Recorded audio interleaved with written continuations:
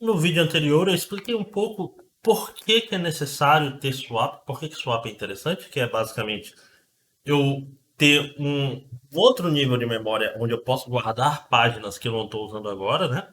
Mas agora é importante e legal. A ideia é interessante, é tipo como se eu tivesse uma segunda RAM que é um pouco mais lenta, né? Uma RAM backup. Mas como é que eu implemento esse negócio? Como eu faço esse negócio valer? Então, nessa aula, eu vou explicar um pouco como o SO faz para garantir que isso funcione. Ou seja, os mecanismos por trás do swap.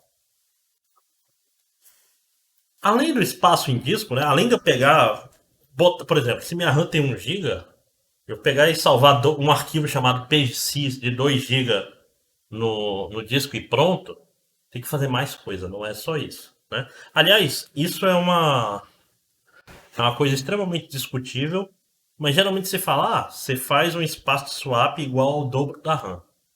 Isso é baseado no quê, professor? Isso é baseado no chute doido, né? É baseado em workload real? Não. Aqueles chutes mágicos, provavelmente é um exagero, provavelmente é um exagero. Se você tem, por exemplo, 8 GB de RAM e 16 GB de swap, você está provavelmente fazendo uma coisa errada, né? Mais que isso, swap foi feito pensando em disco rígido, que é 1 milhão de vezes mais lento do que a RAM. E eu não estou falando esse 1 milhão de vezes um superlativo. Eu estou falando 1 milhão de vezes que é provavelmente 1 milhão de vezes, é tipo 2 ordens de magnitude. No SSD, talvez um número diferente pode ser mais interessante, porque SSD são menores e mais rápidos. Sei.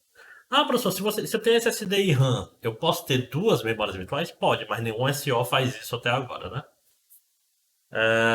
Então, agora a gente tem que entender, legal, como a gente faz para, dado um sistema de memória virtual, adicionar uma camada extra de disco. Como a gente faz para a página do nosso processo, ela pode ir para a RAM e da RAM ela pode ir para o disco. Como a gente pode fazer isso?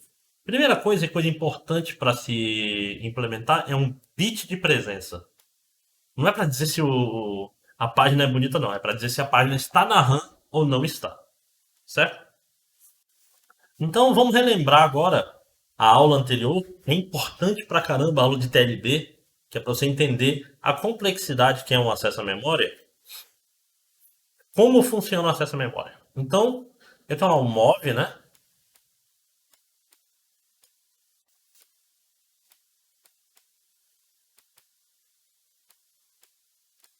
Zero é ruim, né?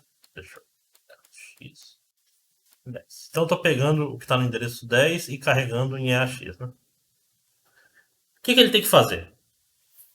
Primeira coisa, o hardware tem que pegar esse cara e traduzir.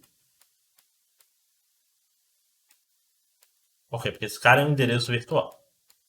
Então, ele tem que usar a tabela de traduções desse processo, né? E olhar, tá, o endereço 10 nesse processo, na verdade, é o endereço 800 na memória real. A questão é, agora a gente tem uma camada a mais. Então, esse cara que traduziu para 800, mas pode ser que a página dele não esteja mais na memória RAM. Ela pode ter sido tirada e colocada no disco. Porque isso é memória virtual, né? O que é memória virtual? Eu escolho algumas páginas e tiro elas da RAM e boto no disco porque elas não estão sendo usadas. E aí eu deixo só as páginas que estão sendo usadas agora na RAM e deixo as que não estão sendo usadas no disco. E conforme a necessidade, se essa página está no disco, mas eu quero usar agora, eu trago ela de volta para a RAM. Eu tenho que fazer a tradução desse endereço aqui para o endereço real. Primeira coisa, tem que perguntar, ele está na TLB? Se ele estiver na TLB, beleza, é TLB hit, eu pego a tradução na TLB e acabou. Se ele não está na TLB, eu tenho que verificar na tabela de páginas onde ele está e adicionar na TLB. E repetir o processo. A questão é, agora a gente tem uma camada a mais. O que essa camada a mais adiciona nessa tradução? Aí é que tá. Quando eu procuro o cara na TLB, pode ser que essa tradução que está na TLB, seja hit ou seja miss, no caso, vamos dizer que é hit, pode ser que o cara, aquela tradução não seja mais válida. Por exemplo, vamos dizer que essa tradução aqui diz que a página estava no endereço 800. Pode ser que o endereço 800 tenha sido gravado no disco. Então no endereço 800 agora tem outra coisa. Como a gente pode fazer isso? A gente tem que ter alguma forma de, na hora de verificar essa tradução, checar se a página ainda está lá ou não está mais. Então a gente precisa de uma nova informação, que é o que a gente chama de bit de presença. O bit de presença é basicamente, se ele for 1, a página está na memória, e se for 0, ela está no disco. Tá? Ou seja, o bit de presença é 0, opa, essa página está no disco. E se ela está no disco, deu ruim. Deu ruim por quê? Porque agora eu vou ter que rodar programas que não são leves, são programas relativamente pesados, para ler essa página do disco, ou seja, vai fazer um F-read de 4K ou 8K, dependendo do tamanho da página, carregar esse cara e jogar de volta no disco. Isso é lento para um caramba. É muito lento. Isso é o que a gente chama de page fault. Isso daqui é uma parada importantíssima. Porque se você já tiver um computador, um laptop, até um celular que era muito lento e que quando vocês tiveram um igual com mais RAM, ou seja um celular que você botou mais RAM, ou um celular com o mesmo processador com mais RAM e era muito mais rápido, o grande vilão era o page fault. Por quê? O que é o page fault? É que a página que eu quero acessar não está na memória RAM. O que eu tenho que fazer nessa situação? Tirar ela do disco e trazê-la para a memória RAM. Qual é o problema disso? Que o disco é muito, muito, muito mais lento. É literalmente, como eu disse, 1 milhão de vezes mais lento. Né? Então, na prática, a gente não está mais em velocidade de memória RAM, está em velocidade de disco. Vocês podem ter percebido, quando o sistema de vocês está muito lento, que geralmente a luzinha do HD, seja no laptop, seja no desktop, a luz do HD fica acesa, né? Por quê? Porque isso significa que ele está carregando muita coisa da memória do disco para RAM, né? Quanto mais programas eu tenho, menos páginas desses programas cabem na RAM. Vou ter poucas páginas de muitos programas e o grosso desses programas no disco. Toda vez que esses programas precisam dessas páginas novas, ele tem que tirar páginas de outros programas e colocar. Só que esses outros programas podem precisar dessas páginas que foram tiradas e elas são colocadas de volta. E começa a tirar e colocar várias páginas sem parar. Então, um grande vilão do sistema de computação modernos é a falta de memória RAM ou um excesso de programas rodando, que geram muitos page faults e fazem os programas de vocês rodarem em velocidade de disco. Então vamos falar um pouco sobre o page fault e por que ele é tão vilão de sistema de computação. Tá? Como a gente viu na aula passada, normalmente um problema que a gente viu que, por exemplo, em sistemas Intel, se o endereço não está na TLB, quem resolve TLB miss é o próprio processador, é o próprio hardware, né? Que anda sozinho na tabela de páginas e pega a tradução correta. Contudo, os page faults não podem ser resolvidos via hardware, porque o hardware não tem acesso direto ao sistema de arquivos. Né? Então, quem resolve page fault, ou seja, eu quero acessar uma página que não está na memória RAM nesse momento, não está presente na memória RAM nesse momento, quem resolve um page fault é o sistema operacional. Então, page faults são muito lentos. Muito, muito lentos. Então, o overhead do SO de fazer isso não tem nada a ver com o tempo que teu processo leva. Teu processo pode ser um processo super rápido. Se ele fizer muito page fault, ele vai ser super lento. Ah, professor, então por que não resolve isso via hardware? Que nem o TLB-MIS. Porque aí o sistema de arquivos tinha que estar no hardware. O NTFS tinha que ter um hardware de controle de NTFS, um hardware de controle de riser. E como a gente vai ver mais para frente, não é nada trivial o sistema de arquivo estar no hardware. A gente não quer isso. Tá? Então, na prática, o que acontece quando o teu programa tenta acessar uma memória que não está na RAM, ele dá esse trap, que é o page fault, e o teu programa fica bloqueado. Então ele sai de executando. Esse F ficou bonito. E vai para bloqueado. Ou suspenso, né? E ele vai ficar aí por um bom tempo. Porque o que o SEO vai ter que fazer? Ele vai ter que procurar a página correta no disco e trazer ela para a RAM. Se a RAM estiver cheia, o que é bem provável, mais ou menos, ele ainda vai ter que tirar alguém da RAM e colocar no disco para liberar espaço para botar esse processo lá. Ou seja, tem que ler 4K do disco e gravar 4K no disco, que é pesado. Tá? Ah, professor, é super rápido. Isso daí é um acesso de memória, gente. Né? Então, em termos de velocidade de RAM, isso é muito, muito, muito lento. Então, ó, vamos imaginar que aqui tá a minha RAM. Vou botar vermelho aqui as coisas que estão fazendo. Minha RAM. Gente, eu preciso muito comprar um negócio para desenhar. E aqui tá o disco. O que acontece é, eu tenho aqui meu processo.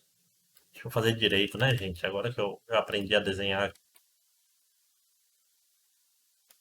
Se eu tenho espaço do processo aqui, algumas das páginas dele vão estar na RAM e outras vão estar no disco. Certo? Deixa eu dar um exemplo.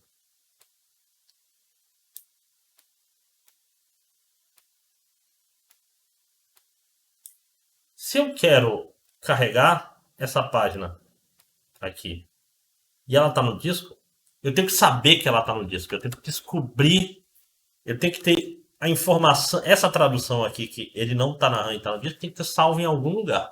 Não é verdade? Eu tenho que ter alguma forma de dizer, cara, esse cara aqui tá na parte tal do disco. Onde eu posso salvar isso? Ora, o jeito mais simples é botar na própria tabela de páginas. É deixar marcado na tabela de páginas que, cara, essa minha página não está mais na RAM, ela está no disco, na posição tal do disco. Então, se tu tentar acessar ela, vai dar um page fault, carregue ela do disco para a RAM e atualize a tabela de páginas. Então, na prática, o que acontece? Agora, na minha.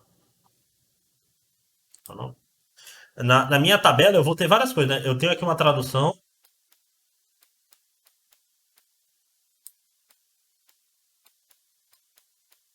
Eu tenho vários bits aqui, né? Eu vou ter aqui o bit de presença. Se ele for 1, essa tradução é uma tradução para a RAM. Se ele for 0, essa tradução é uma tradução para o disco. Que vai me dizer aonde no disco está essa página. Então, na prática, eu consigo usar a própria tabela de traduções para guardar traduções tanto para a RAM quanto para o disco. Se o bit de presença for 0, ou seja, não está presente, eu pego essa tradução e uso ela para tirar alguém do disco e colocar na RAM. Quando ele estiver na RAM, eu atualizo essa tradução para ela ser a tradução da RAM e boto um no, disco, no bit de presença e repito a instrução. Por que eu repito? Porque ele vai sair de bloqueado, vai para pronto, e quando o escalador achar que ele está pronto, ele volta a executar. E no pior caso, quando ele executar, pode ser que a tradução não seja mais válida. Né? Ou seja, demorou tanto para ele voltar e ele é tão prioridade baixa que essa tradução está na memória. Ele dá outro page fault, volta para bloqueado e vai. Pode até dar um starvation aí se não tomar cuidado. Tá? Então, esse é um problema. Né? Então, espero que tenha ficado claro por que ele. Toda vez que a gente tem page fault ou TLB fault, a gente repete a instrução. É por quê? Porque a gente simplesmente prepara para a memória estar no lugar certo e manda repetir. Se ele repete e o negócio já saiu, aí ele tenta tudo de novo. Uma coisa interessante é, sobre o Page Fault Handler, a implementação pode variar. Então, se depois de terminar tudo, ele já pode botar esse endereço na TLB ou não. Ou ele pode deixar dar um miss e tudo se atualizar usando o subsistema da TLB. Não tem um jeito correto de fazer essa implementação. Então, agora vamos olhar um pouco se a memória estiver cheia. Né? Porque a gente está pensando até agora, eu não estou falando sobre liberar, né? Quando a memória está cheia, o SO, toda vez que a memória está cheia e eu preciso usar, o SO tem que liberar quadros da memória. Ele tem que tirar a memória, o quadro da memória e colocar no disco. Como é que escolhe? Como é que escolhe qual quadro eu pego e boto no disco? Isso é política, né? Política de swap. Não sei se vocês olharam aqui em cima. Estão achando isso aqui longo? Estão achando isso aqui longo? Imagina isso aqui, né? Então a gente vai falar bastante sobre como escolher qual quadro tirar da memória e salvar no disco. Mas se vocês querem estatística interessante, no Linux vocês podem usar o timer, né? Você pode rodar. O timer, inclusive, user bin, geralmente ele está no path, então vocês podem rodar sem esse começo. Traço V, nome do processo, ele vai dar um monte de estatística do teu processo, então tu pode usar isso, por exemplo, para o Chrome. Processos longos é melhor para ver isso. E vai incluir aí quantos page faults o teu processo teve, ou seja, quantas vezes ele tentou acessar uma memória, mas essa memória estava no disco, tá? Isso é bem interessante. Se o processo é novo, vai dar muito page fault no código dele. Aqui eu não vou entrar em tanto detalhe, mas agora o nosso fluxo de acesso à memória fica muito mais longo, né? Ele tem que checar toda vez que você acessa a memória, você tem que checar um monte de coisa. Primeiro,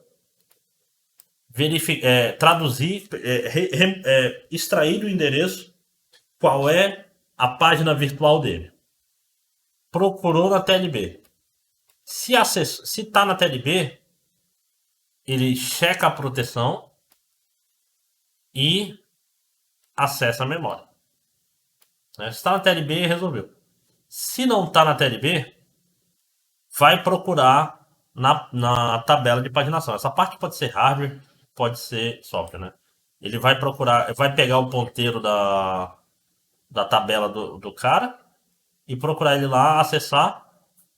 Se ele é válido, se ele não for válido, ele não foi alocado ainda, ou seja, está tentando acessar uma página que não foi alocada, você pega um segmentation fault.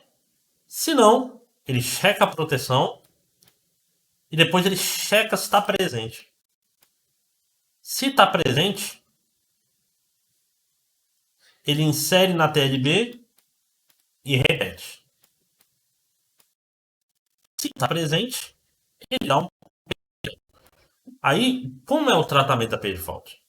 Page fault é basicamente acha uma página livre, se tem, ou seja, se tem algum quadro livre na memória, é beleza, né? Se não tiver, ele roda uma função que a gente vai ver agora de liberar a memória. Lê do disco e salva lá na memória e atualiza a tabela de páginas. Depois de atualizar, repete a instrução. Então é basicamente isso. Dei uma lida aí com calma nesse código. Isso é um código de alto nível, mas eu estou aqui para mostrar para vocês que agora um único acesso à memória ficou muito mais complexo. Por quê? Porque eu tenho que checar a TLB. Se não está na TLB, eu tenho que checar na tabela de páginas. Se está válido na tabela de páginas, se não dá segmento de fault. Deixa eu checar na tabela de páginas. Eu tenho que ver se ele está presente na memória RAM. Se ele não tiver na memória RAM, eu tenho que chamar o handler de page fault, que vai procurar na memória RAM se tem um espaço livre. Se não tiver um espaço livre na RAM, ele tem que tirar uma página. Se tiver, ele lê do disco e salva nesse espaço livre e repete a instrução. Então repare que tem vários Cs aí no meio, o que podem fazer um único acesso à memória ficar muito mais lento. Lembrem, acesso à memória é ler uma variável, qualquer operação sobre uma variável vai rodar esse algoritmo aqui. Então a gente está falando de uma complexidade muito mais alta. Uma coisa interessante. Legal, quando eu troco páginas, quando eu faço as coisas, o SO ele evita esperar a memória ficar cheia para trocar páginas. Para fazer troca de páginas, o SO ele usa um princípio da caixa d'água. Olha que coisa maluca, caixa d'água, professor, o que você está falando? Né? Quem já foi em sítio, qualquer lugar que tenha poço artesiano e caixa d'água, já deve ter visto como a caixa d'água funciona, né? A caixa d'água, ela tem dois sensores, né?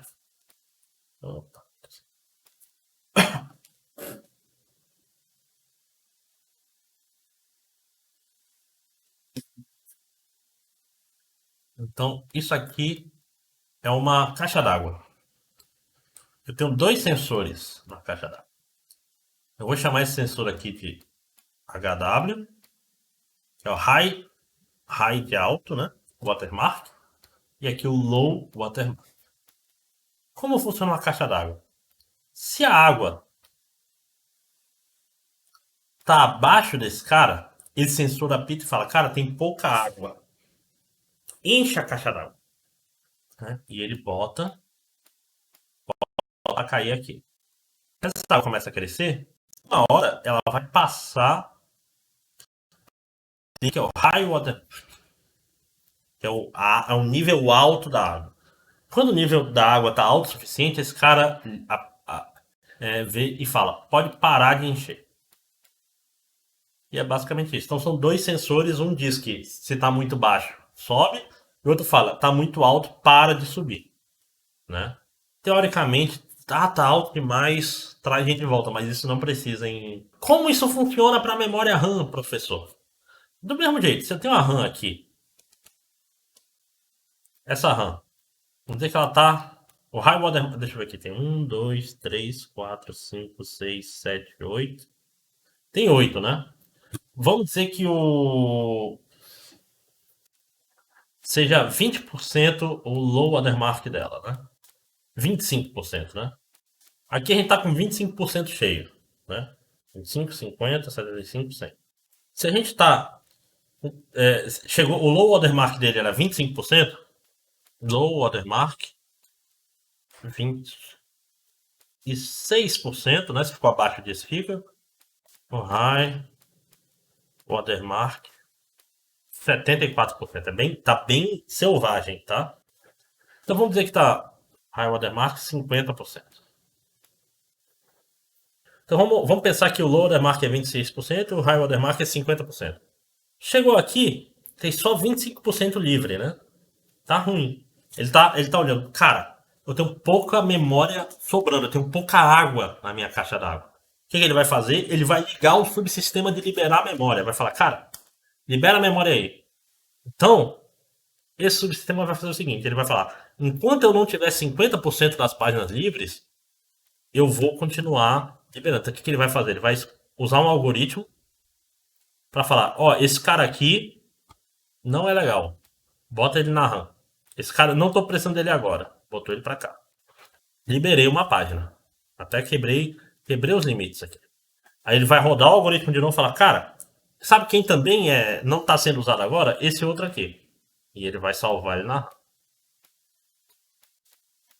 Agora ele vai olhar, porra, eu tenho 50% das páginas livres.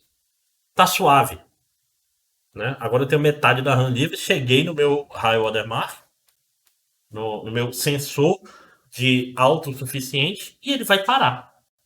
Porque se ele for muito violento nisso, ele vai acabar tirando páginas que são úteis também, né? Não precisa liberar tanto. Você tem que falar, cara, tem que ter no mínimo tantas e no máximo tantas páginas livres para o sistema ficar suave, né? Por que é importante ter essas páginas livres?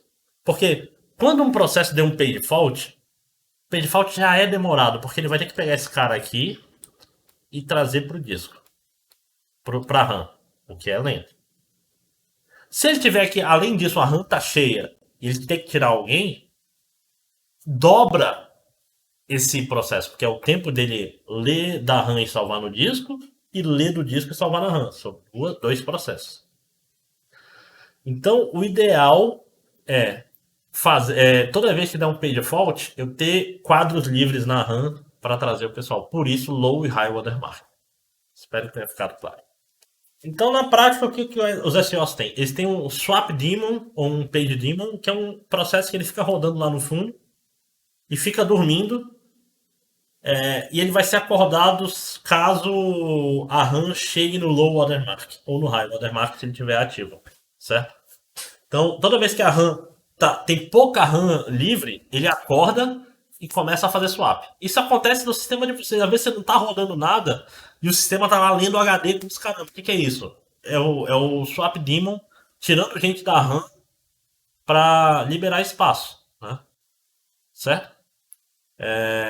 E geralmente ele tenta pegar blocos, inclusive, de páginas da RAM e salvar de uma vez. Ele tenta fazer o máximo de coisas possíveis para agilizar. Tentar deixar a página do mesmo processo juntas na RAM, no disco, que é útil, porque no disco localidade espacial é essencial. Né? A gente vai falar mais disso em aula. E quando eu falo disco, eu falo HD. SSD não precisa de localidade espacial, mas a gente vai ter uma aula só de SSD também. Certo? Então eu espero que tenha ficado claro qual o mecanismo o SO faz para liberar memória para o futuro, que é usando high e low watermark. Bom, eu vi que os vídeos de mecanismo de swap ficaram muito longos, então eu resolvi quebrar essa aula em duas. Uma aula de mecanismo de swap e outra de política de swap para não ficar tão pesado para vocês. E eu já estou liberando as de mecanismos agora e vou liberar na terça-feira a de política de swap. Então, bons estudos.